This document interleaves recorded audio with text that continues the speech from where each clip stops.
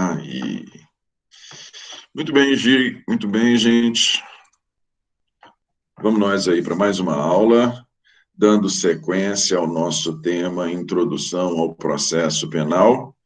Já falamos de alguns institutos, algumas ideias, alguns princípios que são aplicáveis a todo o processo penal. E vamos hoje, com a graça de Deus, concluir essa segunda metade do tema para iniciarmos propriamente nas normas no direito processual. Ok? Vou projetar aqui para vocês os slides. Qualquer questionamento, vocês podem me interromper. Vamos lá. Aqui. Não. Não. Isso.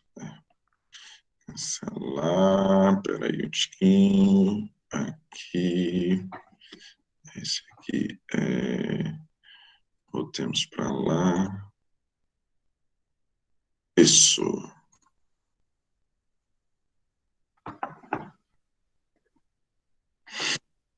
Visualizam o slide aí?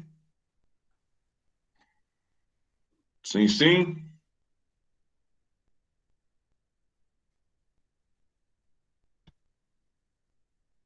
Sim ou não, gente? Falemos. Sim, Pedro. Sim. Ótimo.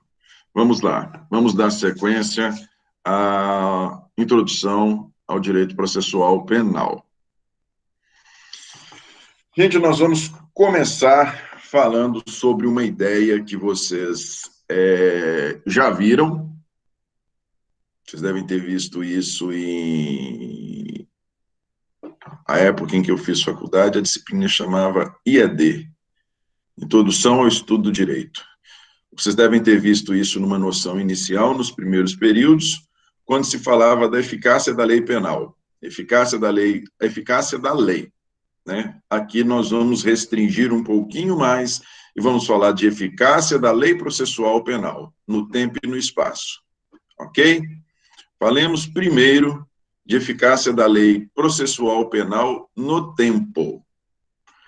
A regulamentação da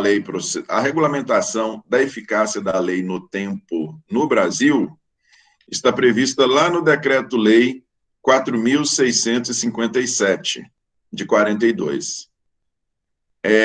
Esse decreto, ele estabelece lá, ele inicia falando a respeito de eficácia da lei no tempo, eficácia da lei em geral no tempo no Brasil. Correto? Júlia, minha assistente, por favor, projete aí para nós. Ok, só um minutinho. Fala-se em eficácia da lei no tempo. Eficácia da lei no tempo. Deixa eu ver se eu acho aqui também. Decreto-lei.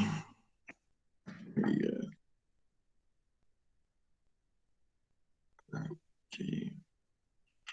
Vamos lá.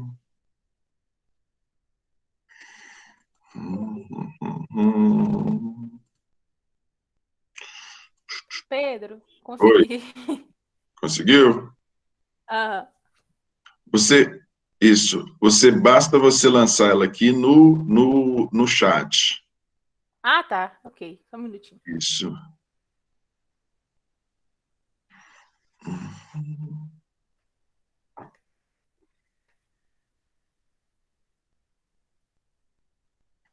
Vamos lá.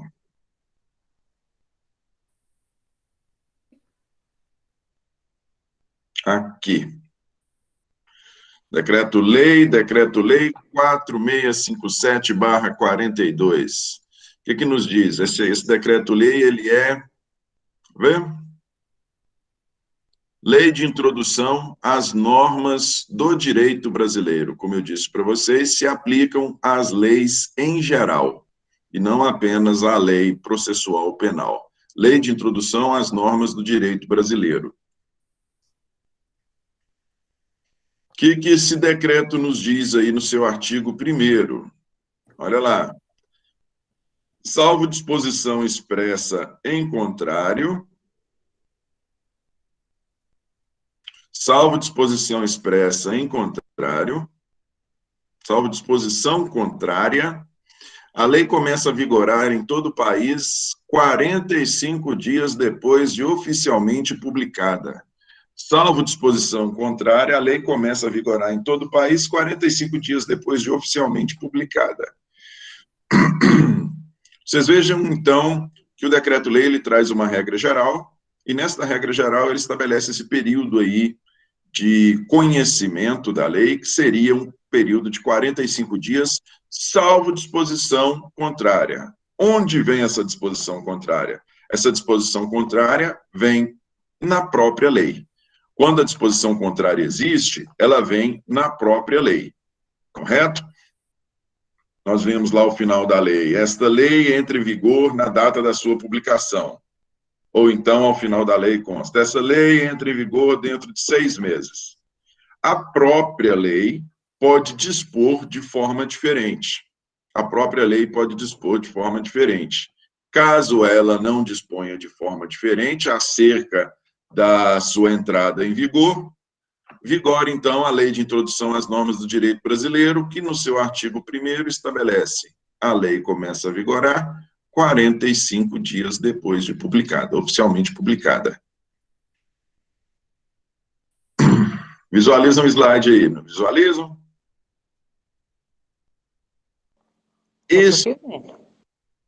Visualizam o slide, sim ou não? Meu não. Sim. Não? Sim?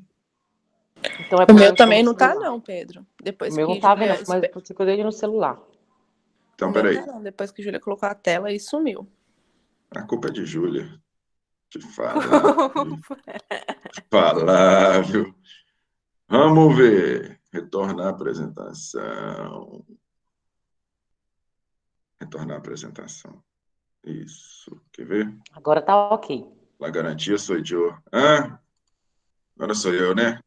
Estão visualizando aí o slide? Sim. Ótimo. Esse período de 45 dias, ele é chamado de vacatio legis, ou vacância da lei.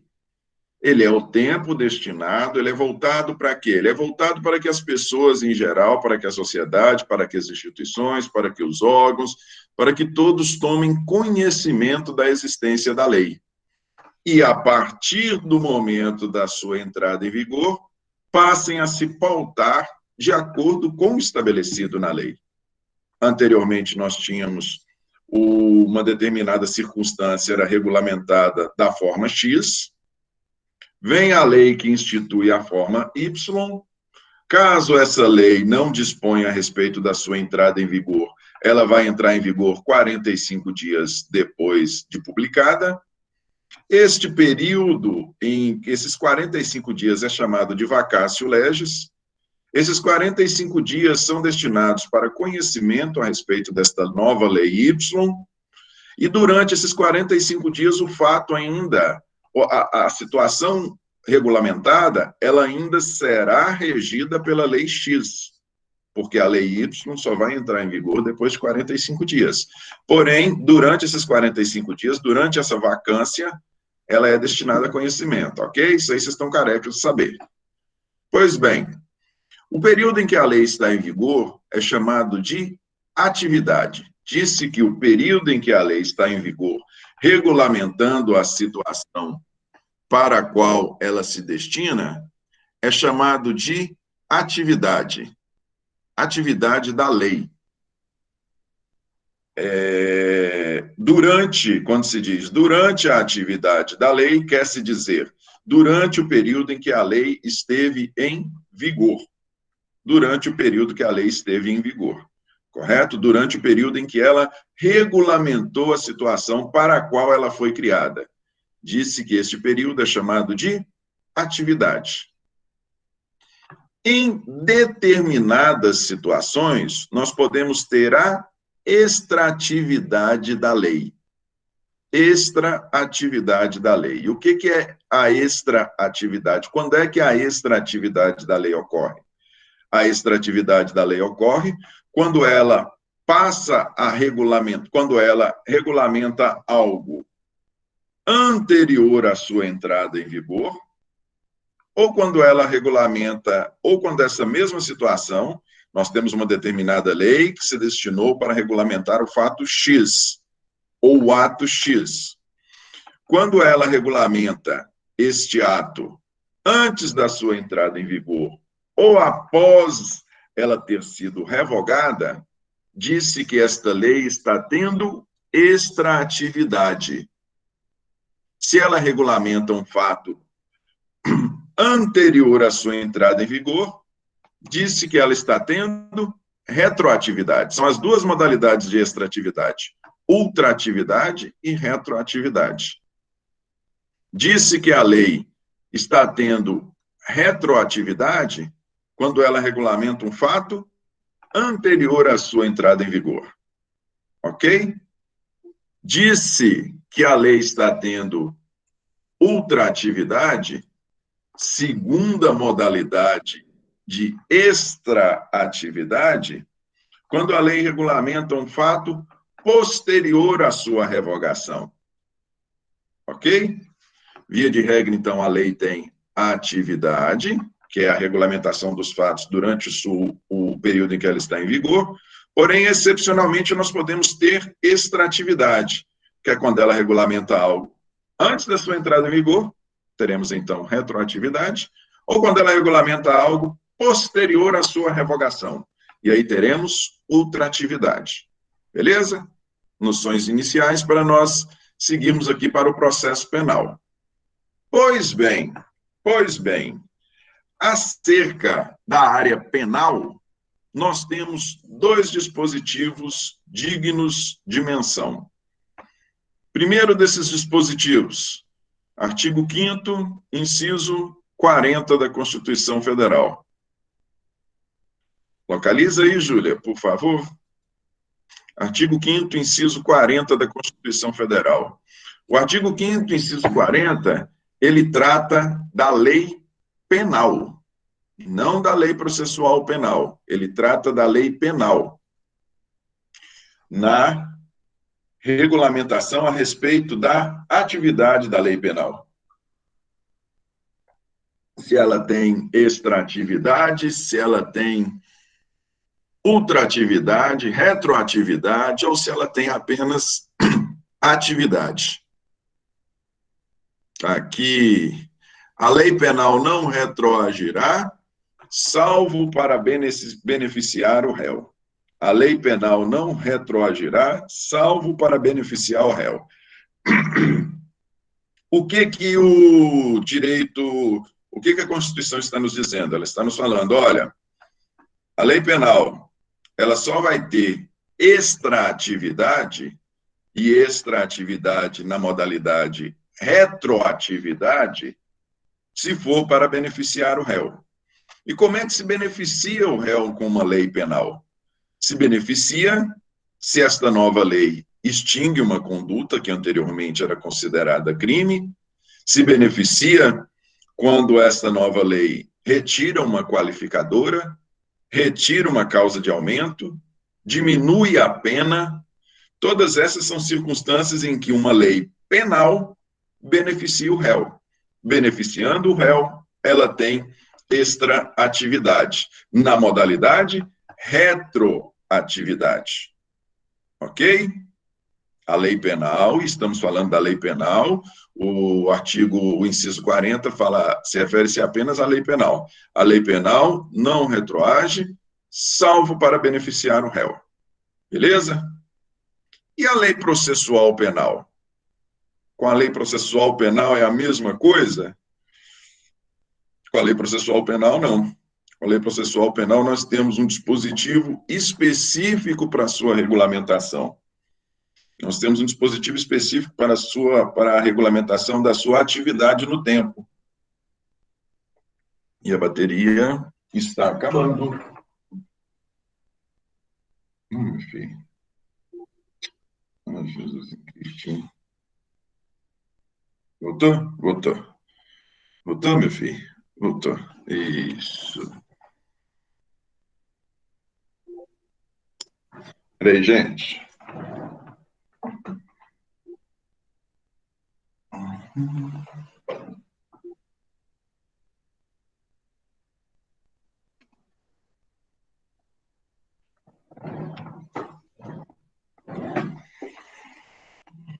Um momentinho.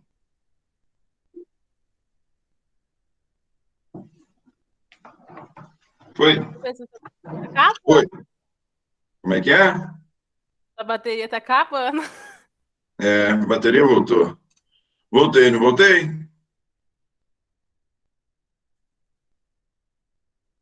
É, a bateria aqui estava acabando, mas voltou. Ok, gente? Agora não, Podemos... ok. Ele saiu. Voltei? Ficou preto, professor. Professor, ficou preto. Tô preto? É. Tô preto não, né? Eu tô nem na MC não, peraí. Vamos lá. Tchum, tchum, tchum, tchum, tchum, tchum, tchum, tchum, tchum. Esse computador, ele dá um piti aqui de vez em quando. Vamos lá. E agora? Não está aparecendo o slide, só você. Ótimo, então tá bom. Tá bom. Olha só, a Lei Processual Penal. Júlia projetou aqui. Vamos lá, minha filha. Tá carregando, tá carregando. Vamos lá. Um momentinho, gente.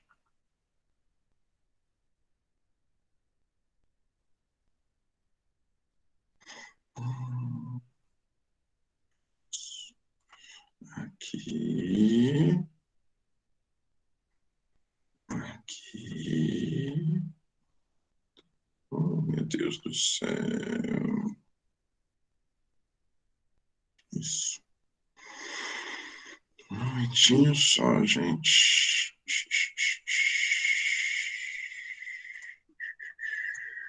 Aqui, vamos lá. A lei processual penal, como é que é a sua eficácia no tempo? Está lá no artigo 2º. A lei processual penal aplicar-se-á desde logo, sem prejuízo da validade dos atos realizados sob a vigência da lei anterior.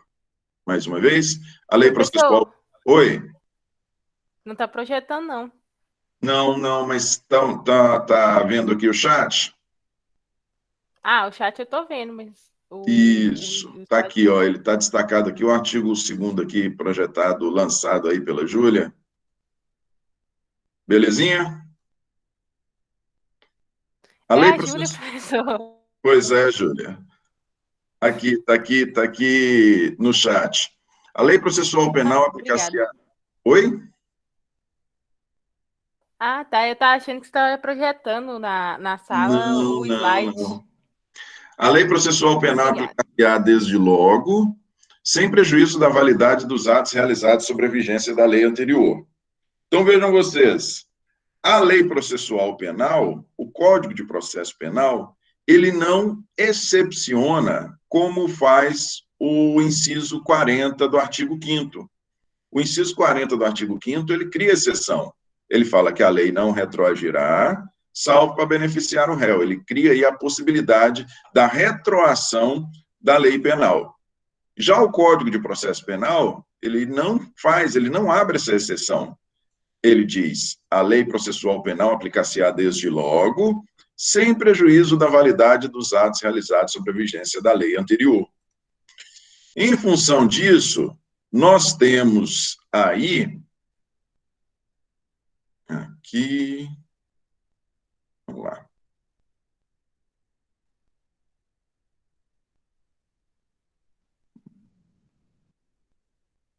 Não, peraí um pouquinho, gente.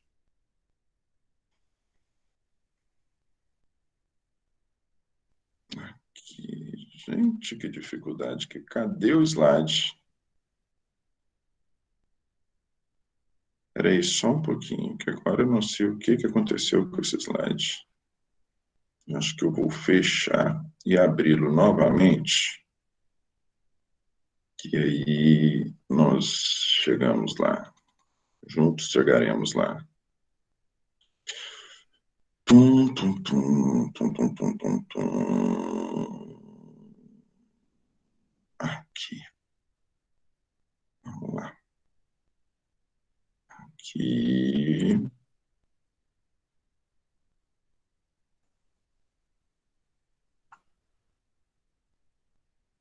Aqui, agora sim, miserável.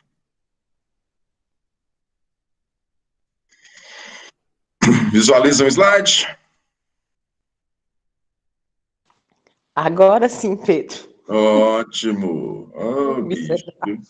Já queda da bateria, queda da carga. Vamos lá. Então, no direito processual penal, o que nós temos? Nós temos um princípio que é chamado de o tempo rege o ato, ou tempus regit actum. Se nós formos lá na projeção que nos foi lançado aqui pela Júlia, está lá, ó. A lei processual penal aplicar-se-á desde logo, sem prejuízo da validade dos atos realizados sob a vigência da lei anterior. Sem prejuízo dos atos realizados sob a vigência da lei anterior. Ou seja, o tempo é que rege o ato. Quando da realização do ato processual, este ato será regido pela lei processual penal em vigor à época. Quando da prática de um ato processual de qualquer natureza, uma citação, uma intimação, a realização de audiência de instrução e julgamento, a apresentação de uma denúncia, enfim, um ato processual de qualquer natureza. Ele vai ser regulamentado por quê? Ele vai ser regulamentado pela lei ele vai ser regido pela lei que o regulamenta no momento. Ah, mas nós temos uma lei processual, o nosso processo, infelizmente, demora muito tempo. Nós temos um processo aí que demora 5 anos. Nesses 5 anos, a lei processual penal modificou-se por várias vezes. A lei processual penal, o crime aconteceu há 7 anos atrás, nós tivemos 2 anos de investigação e depois nós tivemos 5 anos de tramitação processual. Nesses 7 anos, a lei processual penal mudou 2 vezes. 2 vezes ela mudou. E nessas mudanças, como é que nós vamos fazer? Qual que vai regulamentar, que lei vai regulamentar a realização do ato processual? A lei que está em vigor à época em que ele é regulamentado. Nós não temos retroação da lei processual penal, nós temos apenas retroação da lei penal quando é mais benéfica para o réu, quando é mais benéfica para o autor. Mas aí vocês podem falar, mas isso é tranquilo, professor, isso é tranquilo. O que está no processo, no Código de Processo Penal é lei processual, o que está no direito, no Código Penal, é lei penal. Ocorre que as coisas não são tão simples assim. Olha só para vocês verem. O que distingue uma lei penal de uma lei processual penal? O que distingue uma lei penal de uma lei processual penal é a circunstância da lei dizer respeito ou não a respeito do ius puniendi, ou seja, do direito de punir do Estado. Para nós sabermos se uma determinada lei possui natureza penal ou natureza processual penal, nós temos que ver se essa lei versa sobre o direito de punir do Estado. Se essa lei versa sobre o direito de punir do Estado. Se essa lei versar sobre o direito de punir do Estado, nós vamos estar diante de uma lei penal. E se estivermos diante de uma lei penal, ela retroage para beneficiar o réu. Se nós não estivermos diante de uma lei que diga respeito ao direito de punir do Estado, nós vamos estar diante de uma lei processual penal. E se estivermos diante de uma lei processual penal, ela não retroage. Correto? E olha só para vocês verem como a coisa não é tão simples. Aqui nós temos institutos de direito processual penal. A liberdade provisória diz respeito ao processo penal. A liberdade provisória ela é concedida no curso do inquérito policial ou no curso da ação penal. Então, ela não diz respeito ao direito de punir. A liberdade provisória ela visa revogar uma prisão. Ela visa conceder a liberdade no curso do processo, então ela não diz respeito ao direito de punir.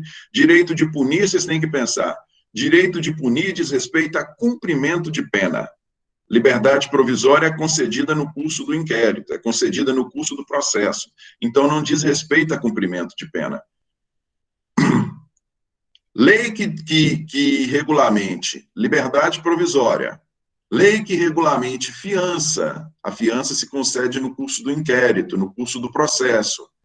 Lei que regulamente prisão preventiva e prisão temporária, que são prisões processuais, que se dão no curso do inquérito e no curso do processo, elas são leis processuais. E sendo leis processuais, elas retroagem. Elas não retroagem. Elas não retroagem, mesmo que em prejuízo do réu. Suponhamos que para um determinado delito,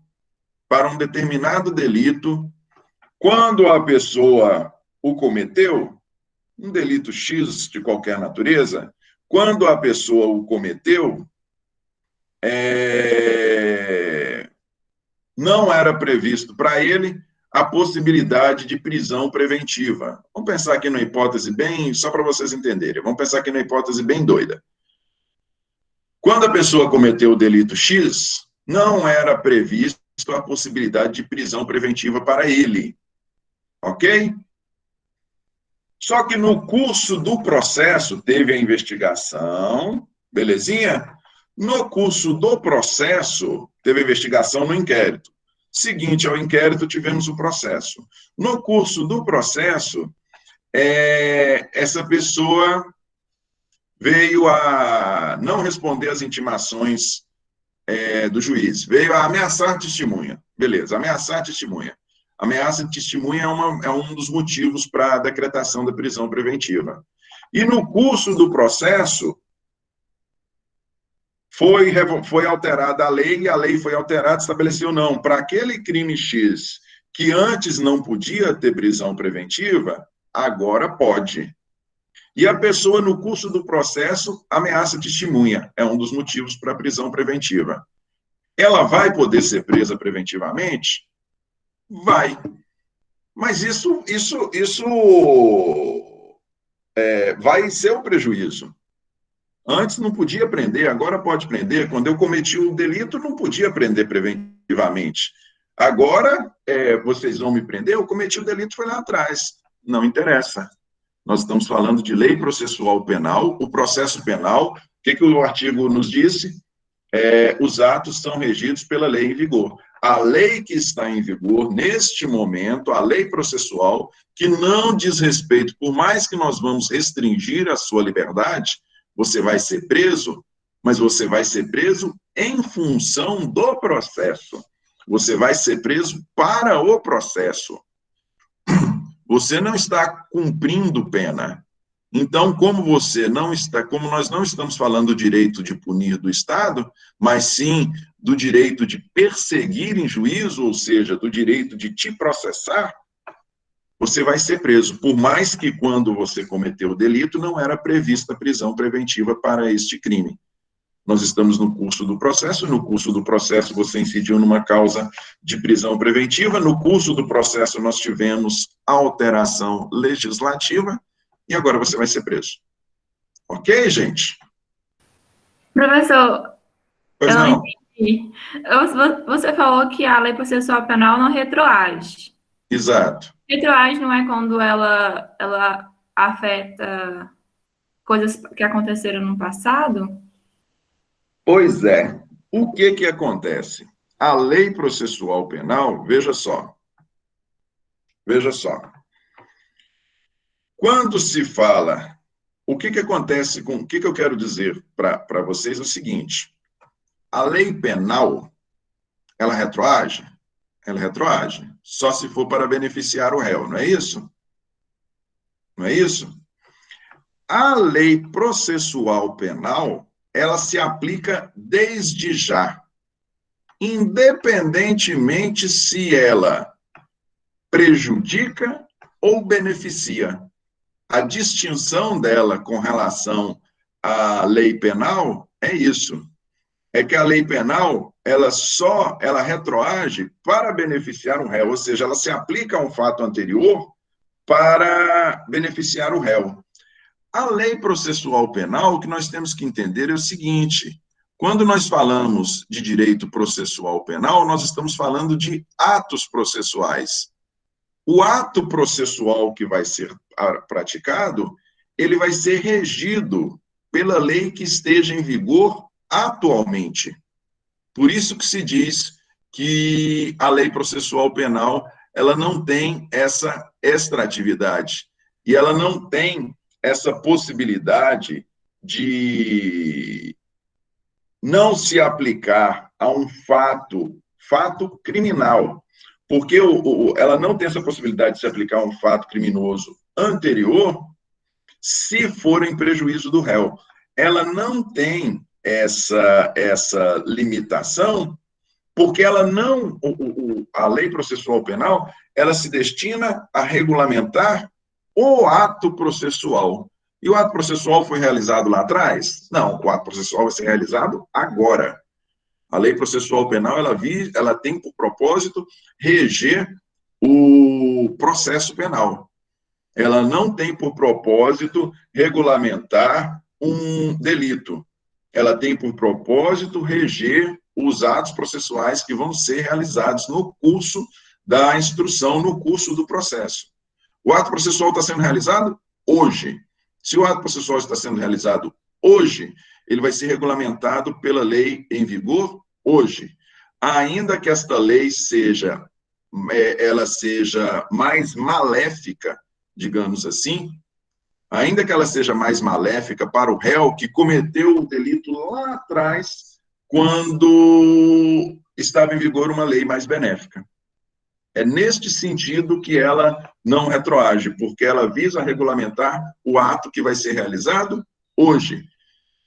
E por regulamentar o ato que vai ser realizado hoje, pouco importa se esta nova lei que está regulamentando a realização do ato hoje, pouco importa se ela é ou não mais maléfica, digamos assim, para o réu. Deu para entender? Acredito que sim. Mais ou menos, né? Sim. Olha só para vocês verem como a coisa não é tão simples.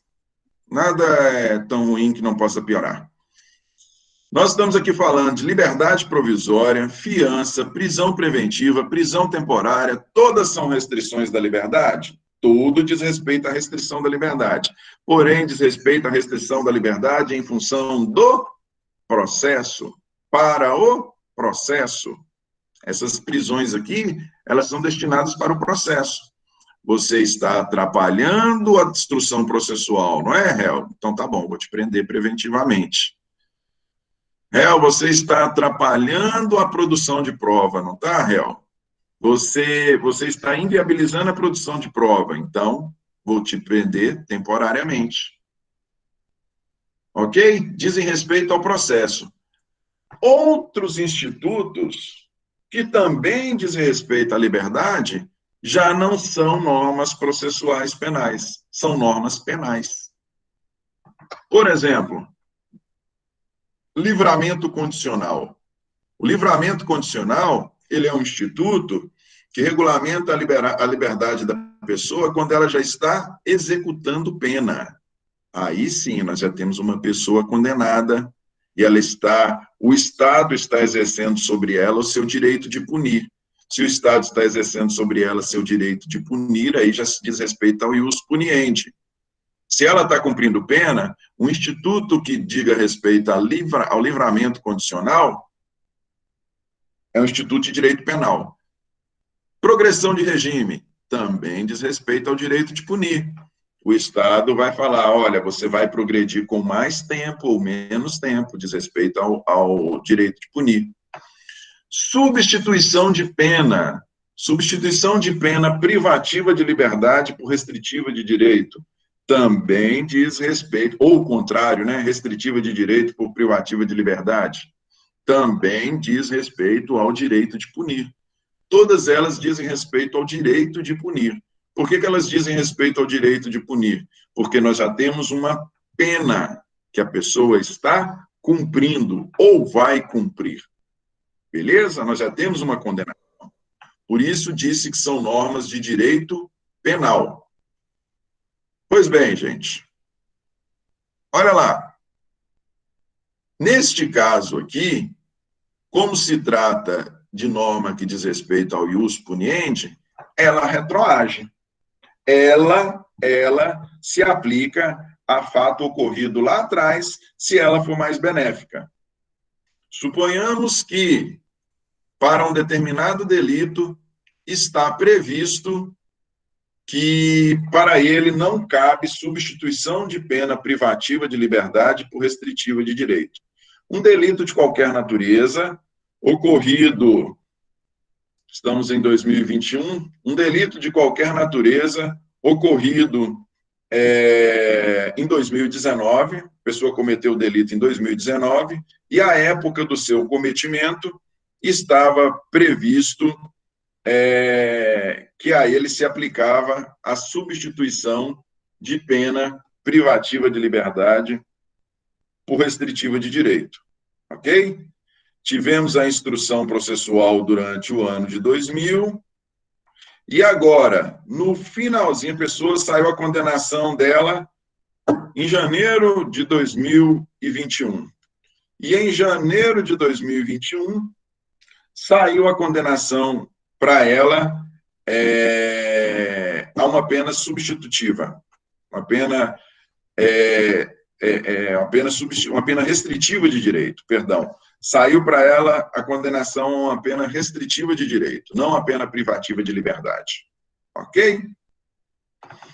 A pessoa, no curso do cumprimento da sua pena, veio uma nova lei e estabeleceu que, para aquele crime que ela cometeu em 2019, ou seja, em fevereiro de 2021, veio uma nova lei e estabeleceu assim, olha, para este crime, agora é só pena privativa de liberdade.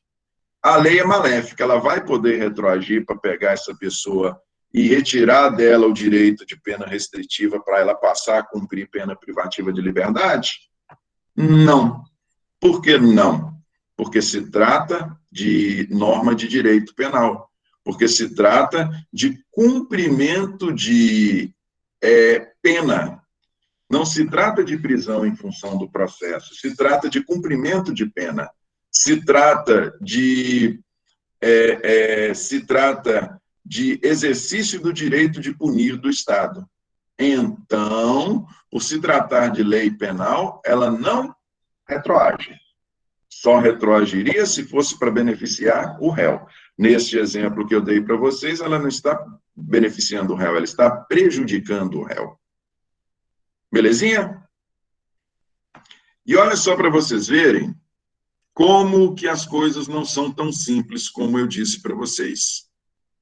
A distinção se faz, não é simplesmente assim, está no direito, está no Código de Processo Penal, é norma de direito processual penal.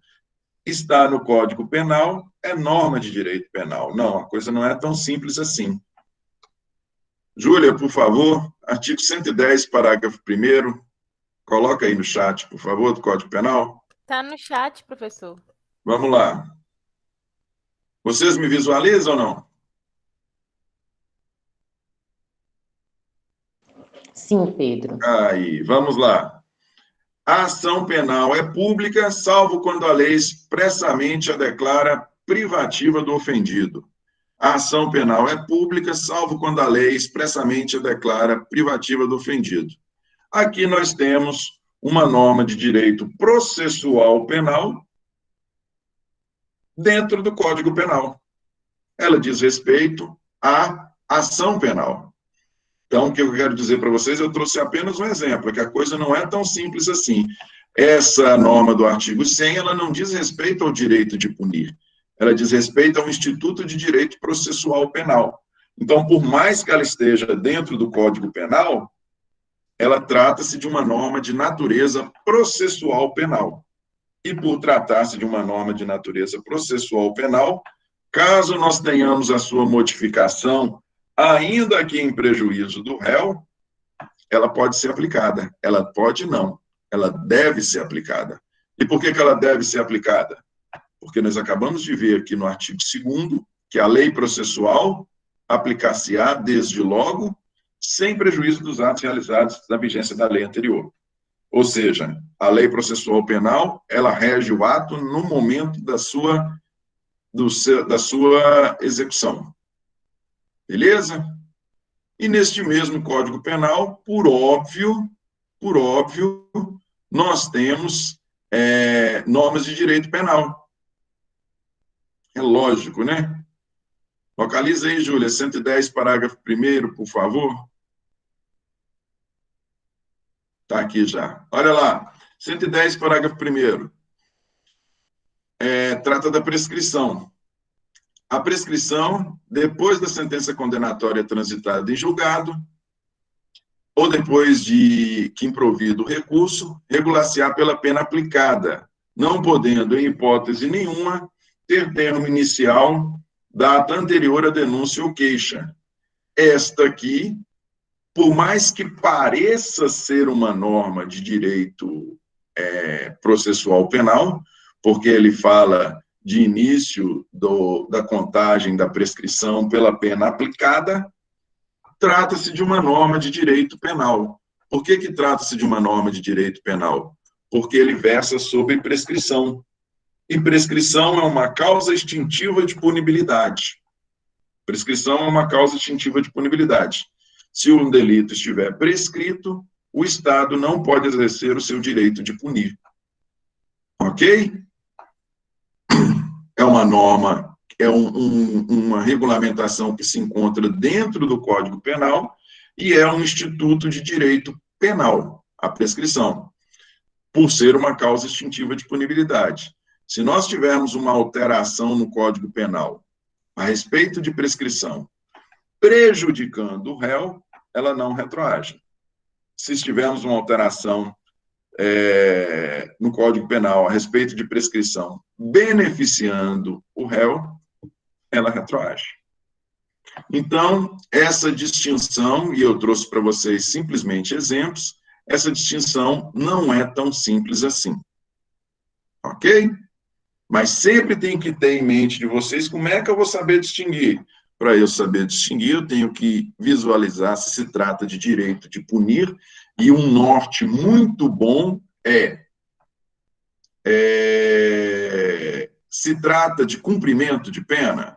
Se se tratar de cumprimento de pena, é norma de direito penal. E óbvio, né? Se se tratar de previsão de crime, de aumento de pena, de se determinada conduta é ou não é crime, se tratar da pena propriamente dita, ampliou a pena, reduziu a pena, se tratar de cumprimento de pena, é norma de direito penal, independentemente de onde esteja. E é importante falar que independentemente de onde esteja, porque nós temos, tá bom, basicão aí, Código Penal e Código de Processo Penal. Mas nós temos a legislação extravagante.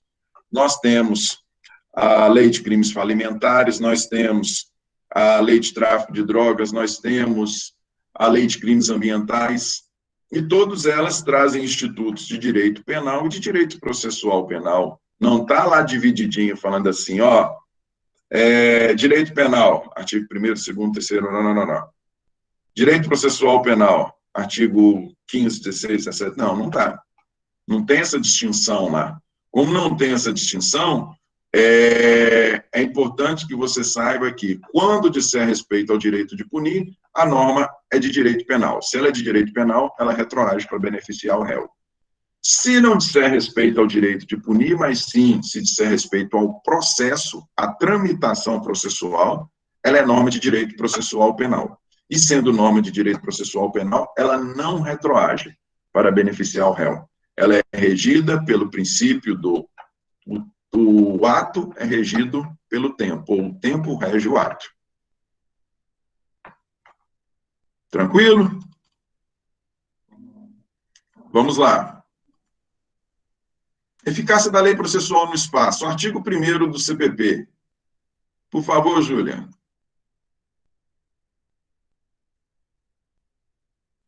Eficácia da lei processual no espaço.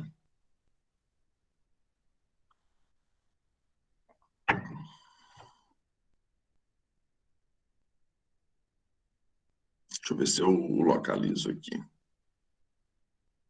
Você está falando do artigo 100, professor? Não, não. Estou falando já do artigo 1º do Código de Processo Penal. Estou projetando para vocês o slide, não? Não. Ô, Jesus em Cristinho. Hoje esse bicho está me dando Eu trabalho. tô aqui olhando, né? Vou ser sincera que o professor está falando do artigo 100. Falei, professor, mas o artigo 100 tá aí. Aqui, ó, artigo 1º. Ah, tá. Artigo 1º do Código de Processo Penal. Diz respeito à eficácia da lei processual penal no espaço. Eficácia da lei processual penal no espaço.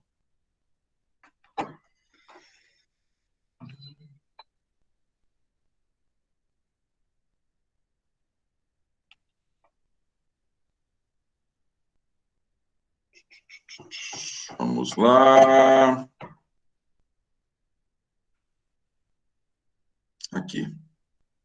O processo penal reger-se-á em todo o território nacional por este Código, ressalvado tratados e convenções, prerrogativas constitucionais do presidente, ministro de Estado,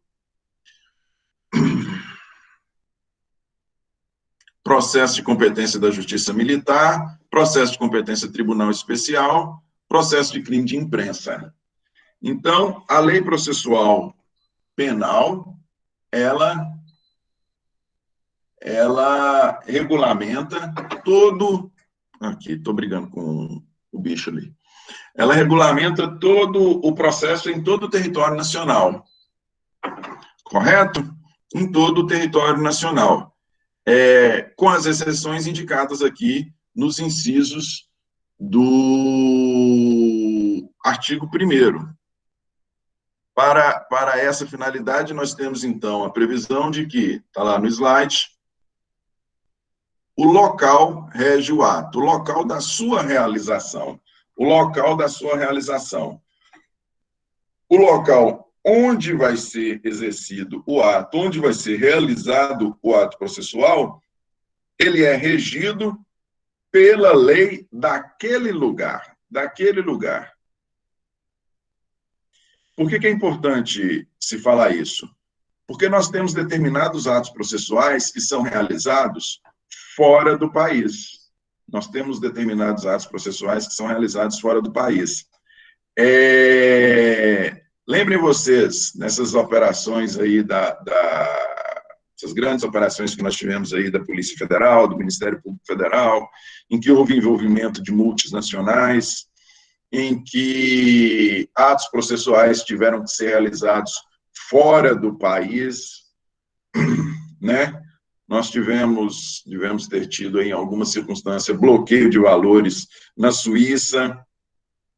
O ato processual, a realização do ato processual é regido não pela lei brasileira, quando realizado fora do país. Ele é regido pela lei processual do local onde é realizado o ato. Aqui no Brasil, a realização do ato processual, exceto se nós tivermos disposições de forma diferente na lei que regulamenta o crime, como eu acabei de dizer para vocês, a lei de drogas, a lei de crime ambiental, a lei de crime falimentar, ela não traz só a previsão do delito. Por vezes, ela traz regulamentação de processo penal. E trazendo regulamentação de processo penal, ela excepciona o Código Penal. O Código de Processo Penal, perdão. Mas, se não existir uma regulamentação específica, aplica-se o Código de Processo Penal, exceto se o ato processual for ser realizado fora do país. Localize aí, por favor, os artigos 6º e 7º do Código Penal, para nós falarmos a respeito de lugar de crime e extraterritorialidade da aplicação da lei brasileira.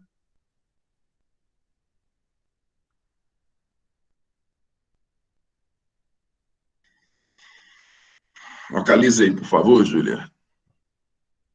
6º e 7º do Código Penal, está lá. Considera-se praticado o crime no lugar em que ocorreu a ação ou omissão, no todo ou em parte, recordar e viver, né? Vocês já viram isso aqui. Bem como onde se produziu ou deveria se produzir o resultado. No que diz respeito ao lugar de crime, nós temos a aplicação da teoria da ubiquidade. Ubiquidade. O que é a teoria da ubiquidade? A teoria da ubiquidade é quando se considera local do fato. O local do fato podem ser 2 lugares. Lugar do crime, do cometimento do crime. Pode ser tanto o lugar onde ocorreu a ação, a conduta, quanto o lugar onde ocorreu o resultado. Tanto onde ocorreu a conduta, quanto onde nós podemos ter a conduta realizada, a conduta delituosa realizada em um determinado local, mas o resultado desta conduta, ou seja, nós podemos ter os atos de homicídio realizados em um determinado, conduta que resultou no homicídio realizada em um determinado local, mas nós podemos ter a morte em um outro local. Qual o lugar do crime para determinação de competência? Qualquer um dos 2 lugares. Teoria da ubiquidade. Correto? E esse artigo 7º, via de regra, o direito penal ele se aplica também somente aos fatos cometidos no Brasil, exceto em algumas circunstâncias. Quais circunstâncias são essas? Se o crime for praticado contra o presidente da República, se o crime for praticado contra o patrimônio ou fé pública da União, independente onde o crime seja cometido, se aqui no país ou fora.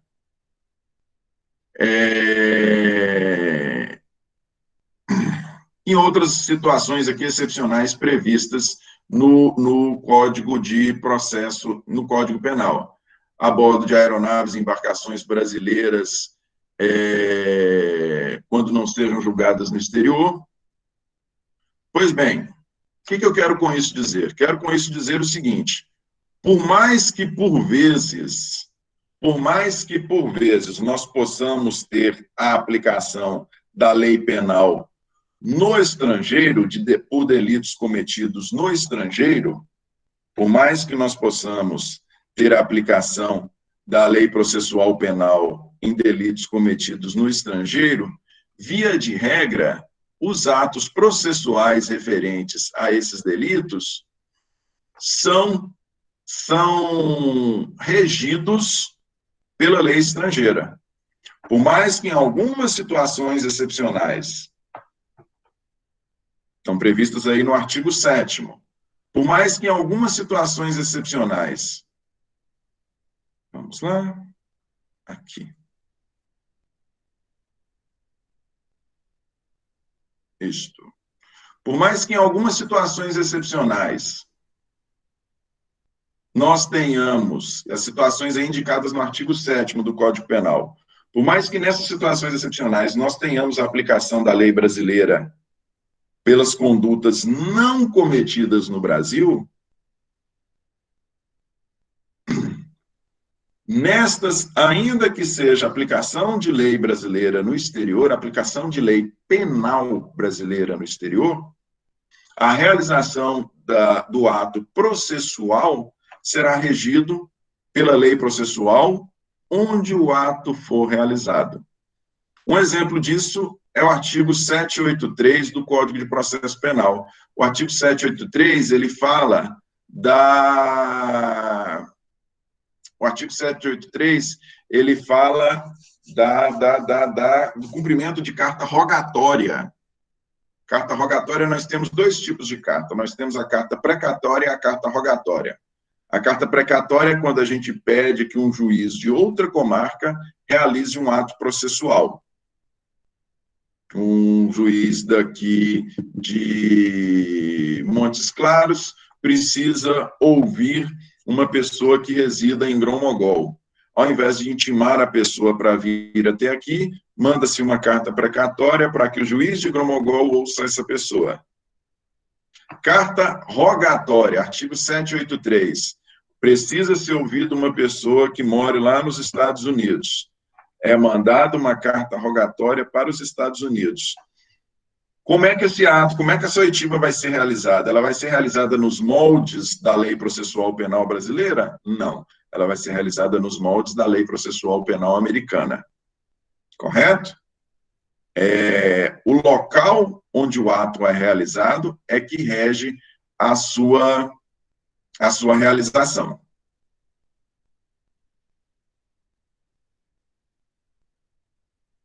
Está aqui. Artigo 783. As cartas rogatórias serão pelo respectivo juiz, remetidas ao ministro da Justiça, então não vai direto, né? Primeiro passa pelo ministro da Justiça, serão remetidas ao ministro da Justiça, a fim de ser pedido o seu cumprimento por via diplomática às autoridades estrangeiras competentes. A carta rogatória é realizada no exterior. E para a sua realização, para a sua oitiva, vai ser aplicada a Lei Processual Penal Estrangeira.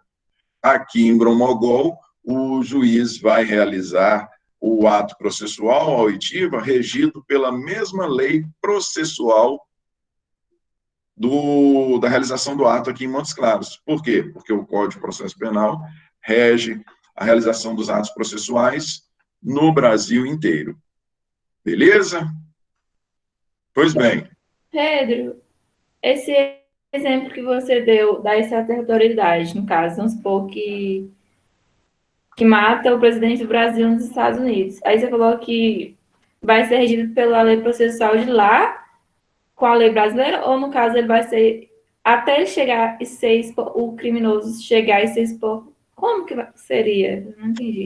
O ato vai se aplicar à lei brasileira no que diz respeito ao cometimento do delito, porém, a realização dos atos processuais vão ser regidos pela lei americana. Agora, é lógico que, para a sujeição de um cidadão americano, ou mesmo de um cidadão brasileiro, à lei penal brasileira, aí nós vamos ter que entrar na seara dos acordos diplomáticos. Nós vamos ter que entrar na seara dos acordos diplomáticos, para saber de que forma esta lei brasileira vai ser aplicada. Correto? O que eu quero com isso dizer? Suponhamos que lá nos Estados Unidos se estabeleça que pena para homicídio é de 10 a 20 anos. Aqui no Brasil, pena de homicídio é de 6 a 20 anos. Foi cometido contra o presidente da República,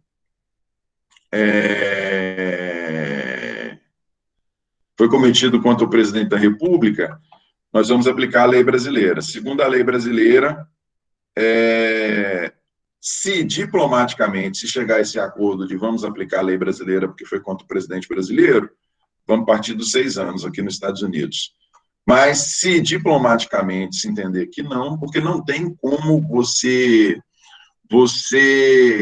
se impõe, a lei brasileira, ela se impõe no Brasil. A lei brasileira não tem como ela se impor no estrangeiro. Não tem como eu obrigar autoridades estrangeiras a aplicarem a lei. Essa aplicação tem que ser uma aplicação consensual. Entendeu?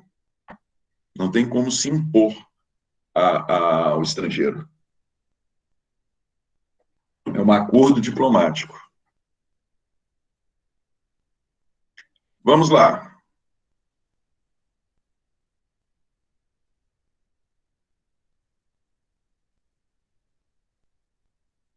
Calma que vocês estão nervosos que nós estamos andando. Estabelecidas as noções iniciais de regimento da lei processual penal no tempo e no espaço, vamos falar de interpretação de lei processual penal.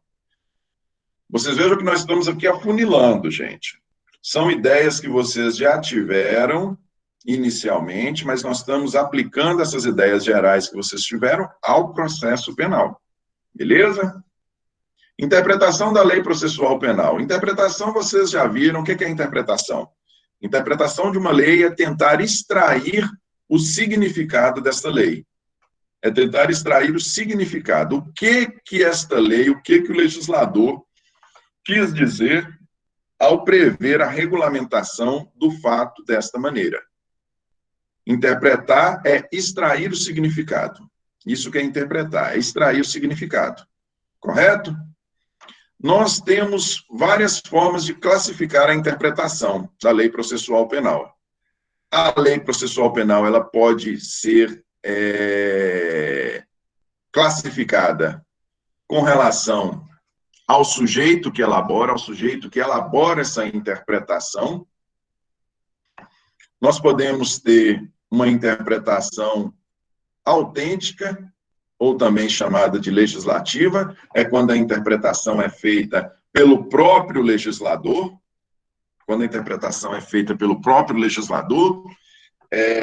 vocês ainda não estudaram, mas quando forem estudar crimes contra a administração pública, tem um dispositivo lá do Código Penal em que o próprio legislador diz o que vem a ser funcionário público. Fala do cometimento de delitos pelo funcionário público, né, vários delitos que são cometidos por servidor público, e ao final indica quem se enquadra como servidor público. Isso é uma interpretação autêntica ou legislativa.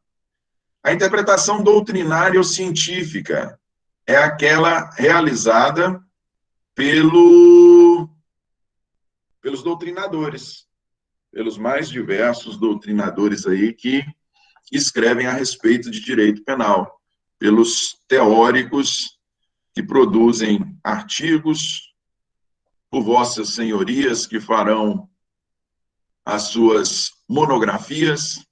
Isso é interpretação doutrinária ou científica. E temos também a interpretação judicial, e é essa que eu gosto de trazer para vocês nos nossos trabalhos, que é a forma pela qual os juízes entendem a lei. E essa interpretação judicial, ela se faz por meio dos julgados. Beleza? Essa é a classificação de interpretação da lei processual penal quanto a quem a elabora. E se nós considerarmos quanto aos meios empregados? Ô, Pedro, Pois Joyce não. fez uma pergunta no privado? No chat? Chat, vamos lá.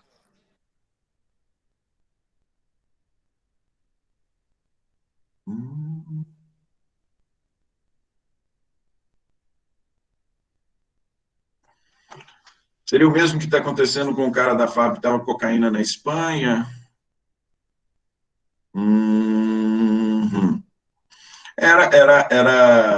No caso desse avião, era sim, era um avião oficial, e é uma circunstância, se você ver aqui, está até aqui, ó, está numa das exceções expressas, falando dos crimes contra o patrimônio, Paraná, contra a administração pública, de genocídio, por tratado e convenção, praticado por brasileiro, praticado a bordo em aeronaves ou embarcações brasileiras, mercantes de propriedade privada, quando não julgados, e aí não sejam julgados. Não, é porque tem uma outra seção que fala quando praticados a bordo de aeronaves públicas. É a circunstância cometida no avião da FAB, sim, porque entende-se que é uma extensão do território. É sim, Joyce, é sim, exatamente, esse é exatamente um dos exemplos. Esse é exatamente um dos exemplos da aplicação da lei penal, neste caso. Mas, mais uma vez, o que nós precisamos? Nós precisamos dos acordos diplomáticos. Nós precisamos que isso seja feito a nível de diplomacia, porque não tem como nós nos impormos. Se a pessoa foi presa lá na Espanha, não tem como a gente se impor à Espanha para que seja aplicada a lei brasileira. Tranquilo? É o exemplo, sim.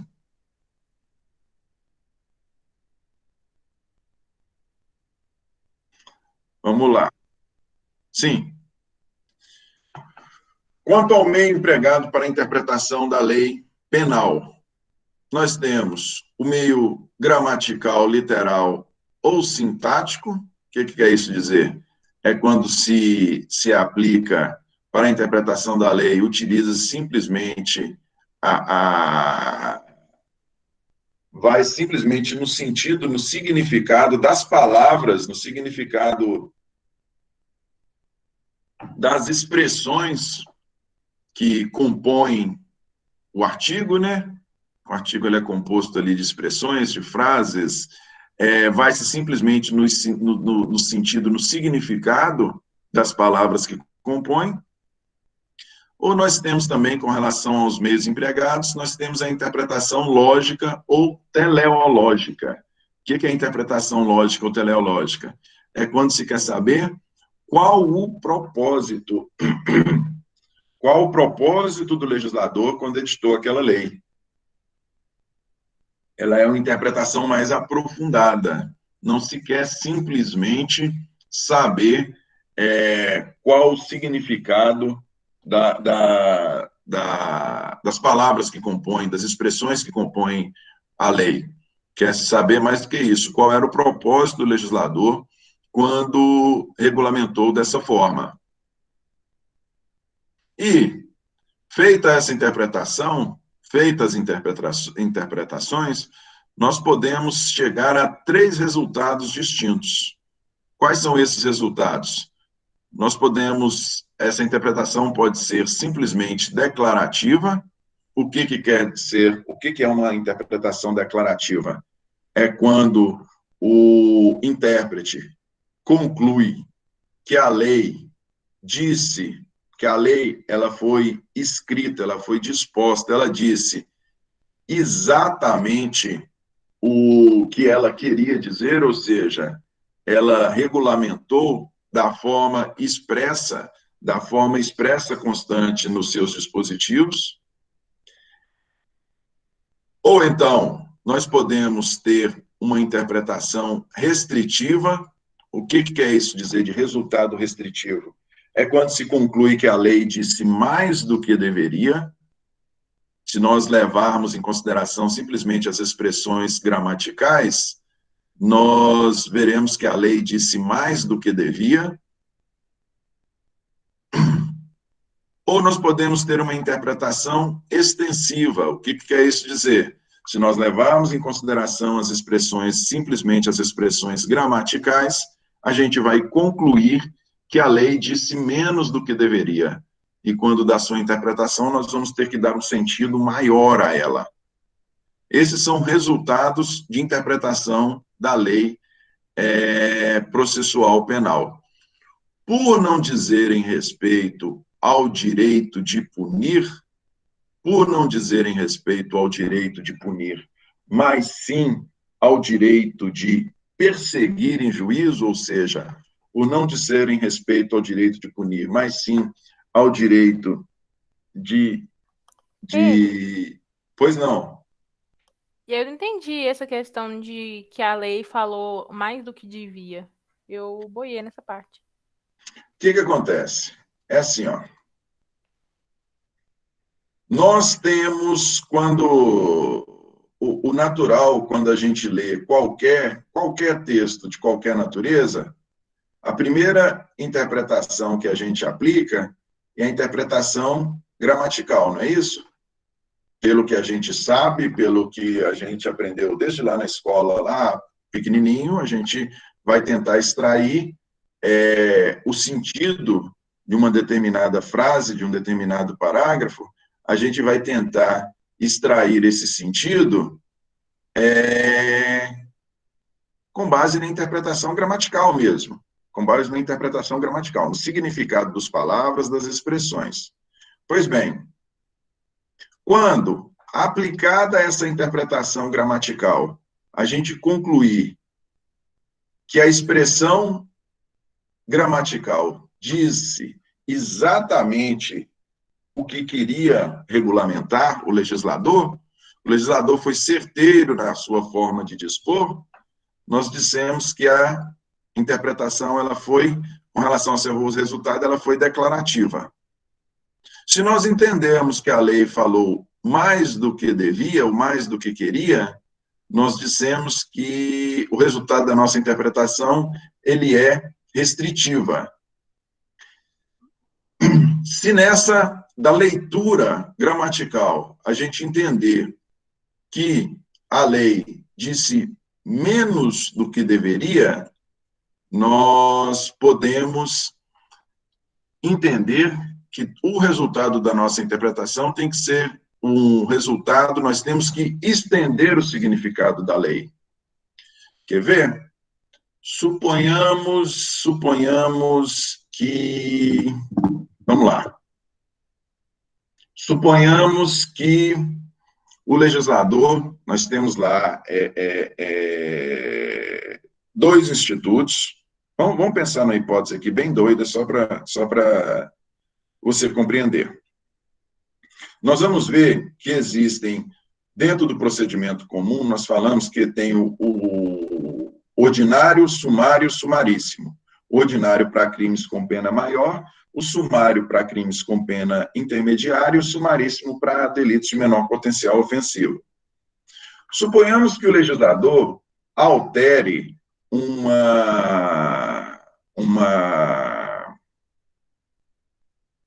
um dispositivo que diga respeito à denúncia. Ele diga respeito à denúncia.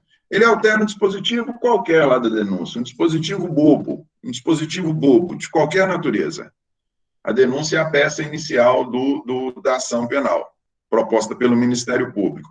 Ele cria uma outra bobagem lá de qualquer natureza. Vamos supor que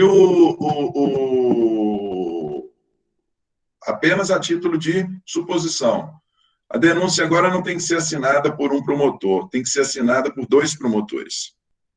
Beleza?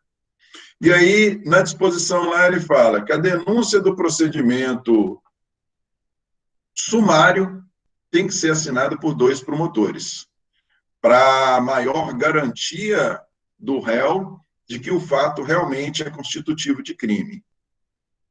Aí você fala assim, aí na hora de interpretar aquele dispositivo, você fala, peraí, se o propósito é dar uma maior garantia de maior segurança para o réu na sua responsabilização, ou seja, eu só vou ser processado se o fato realmente for crime, se este benefício se aplica para o procedimento ordinário, que tem pena menor, qual o sentido dele não se aplicar para o procedimento... Perdão, se ele se aplica para o procedimento sumário, que tem pena menor, qual o sentido dele não se aplicar ao procedimento ordinário, que é para os delitos que têm pena maior? O legislador boiou, o legislador viajou na maionese quando ele restringiu essa garantia processual, quando ele restringiu apenas para os crimes de procedimento sumário, porque não tem sentido. Ele falou menos do que ele deveria. Ele inseriu ali procedimento sumário no dispositivo legal de maneira desnecessária. Eu, intérprete, vou ter que estender o sentido da lei e vou ter que entender, eu, intérprete, que pode ser o doutrinador ou pode ser o juiz. Eu vou ter que entender que para os delitos de pena maior, eu também vou precisar de assinatura de 2 promotores. Se eu preciso de segurança na responsabilização quando eu cometo um crime menor, com muito mais razão eu vou precisar de segurança quando eu cometo um crime de pena maior. Compreende? Isso é interpretação extensiva. Você dá um sentido maior à lei do que ela realmente traz. Compreendeu?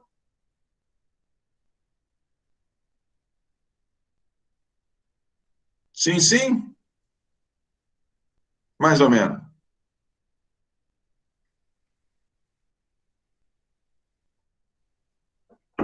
Vamos falar de analogia aqui, gente. Tudo tranquilinho aí, gente? Tranquilo. Vamos lá. Vamos falar de analogia. Ainda falando de interpretação. Analogia já não é interpretação. Analogia não é interpretação. Analogia é complementação de lei. É complementação de regulamentação.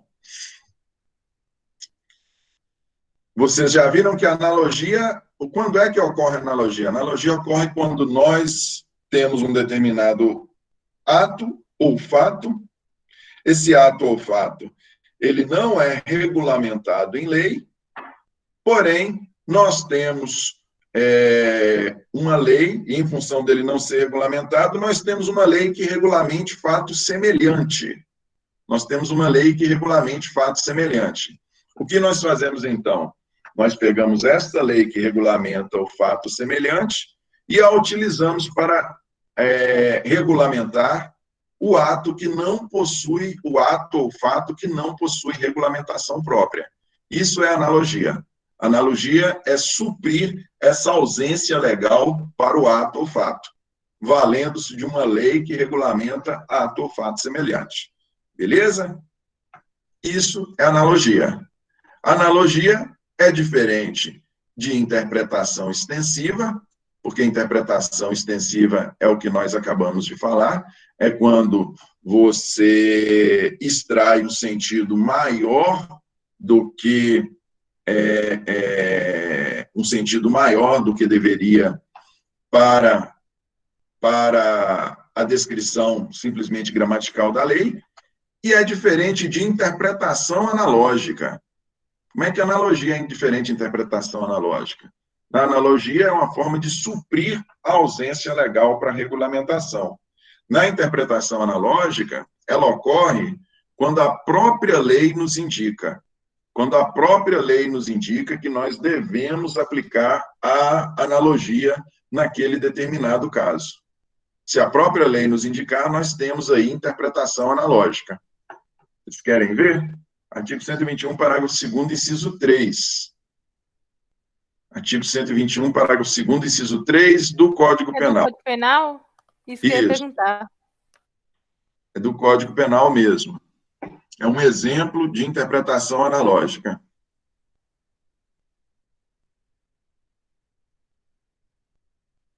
Nossa aula vai até 9h10, né, gente? Isso. Beleza. Vou fechar isso aqui hoje.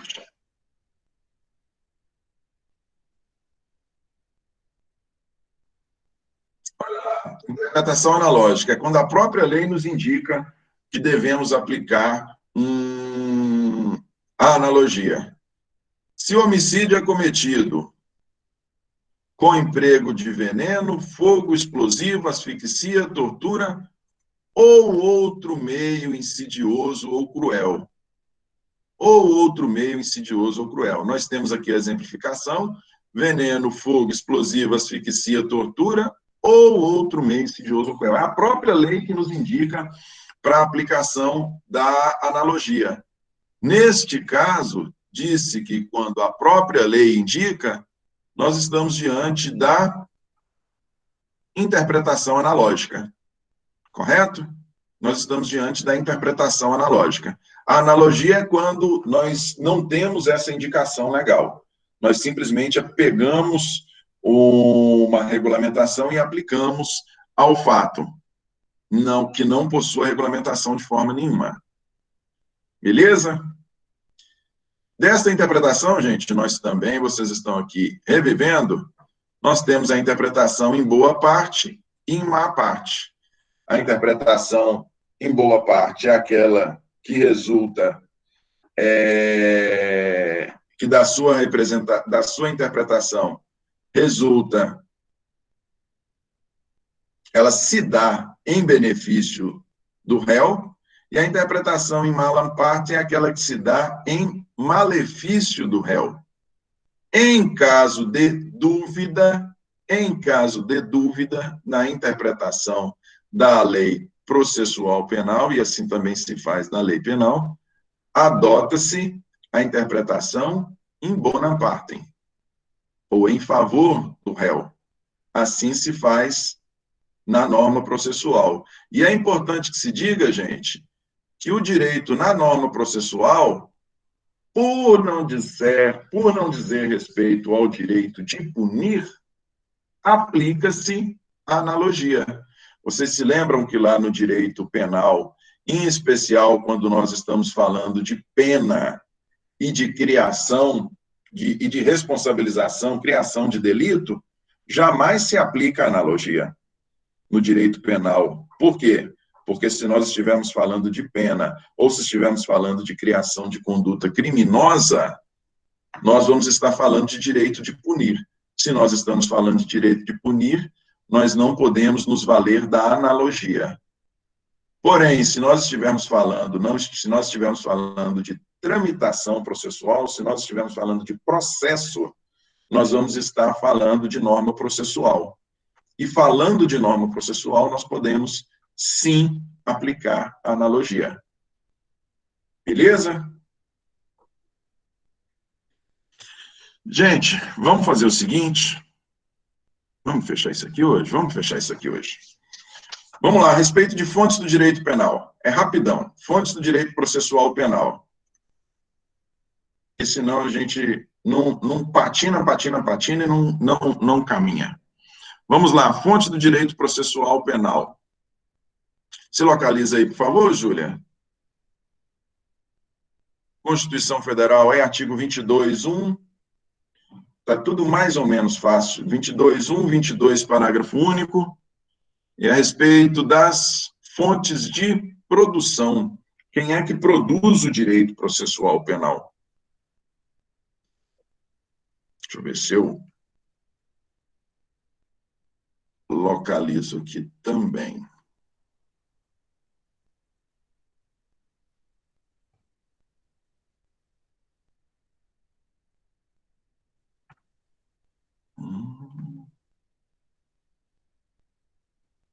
Aqui.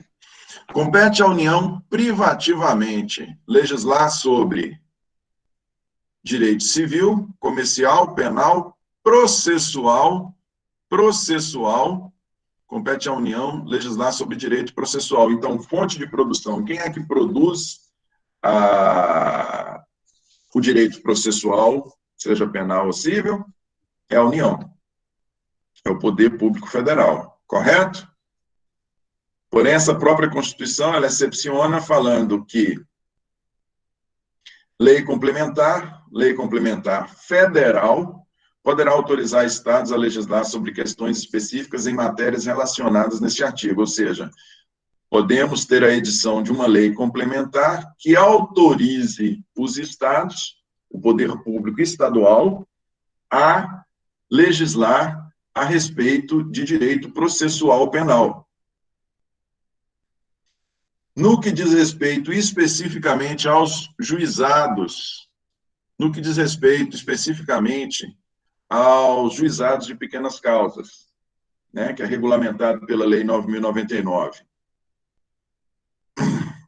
Nós temos a competência concorrente.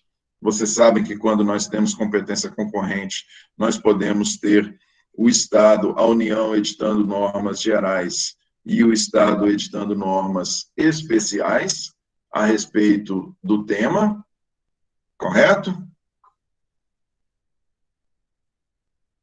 Vamos lá, aqui. Nós podemos ter o Estado editando normas gerais e a União, editando normas gerais e o Estado editando normas especiais.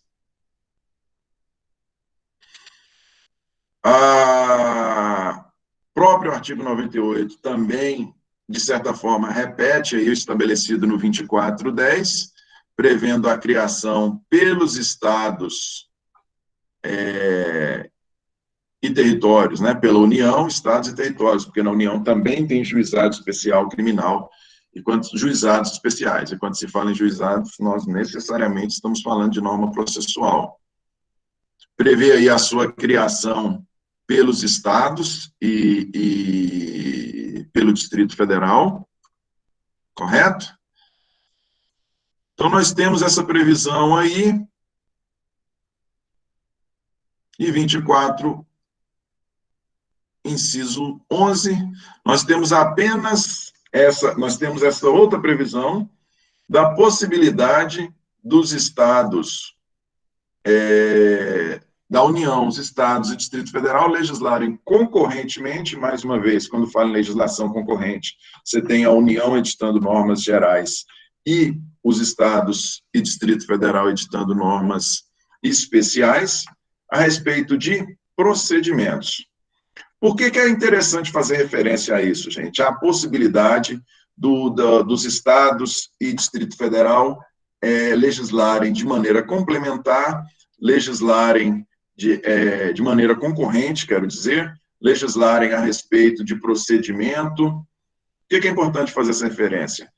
Para nós termos claro em nossa mente a distinção que direito penal é somente a União. Não existe a possibilidade do Estado de Minas Gerais editar um crime. É delito aqui, briga que está tendo aí. No Estado de Minas Gerais é delito não assar o pão de queijo no ponto ideal. Não existe a menor possibilidade da gente editar normas criando delito. Porém, se nós estivermos falando de norma processual penal, aí é diferente. Nós temos essas exceções previstas aqui, na possibilidade de legislação de maneira concorrente. Correto? Gente, com isso aqui eu queria dar para vocês, queria apresentar para vocês as noções iniciais, as noções básicas a respeito de processo penal, introdução ao direito processual penal. Tinha aí com vocês a previsão da gente falar a respeito daquele julgado hoje. A gente conversa a respeito dele na nossa próxima aula. Vou fazer a chamada aqui rapidinho. Como é que tá, gente? Vou até interromper aqui já a gravação, que não tem porquê. Alguma dúvida, algum comentário? Não? Deixa eu interromper a gravação. Onde é que interrompe a gravação? Eu vou fazer aqui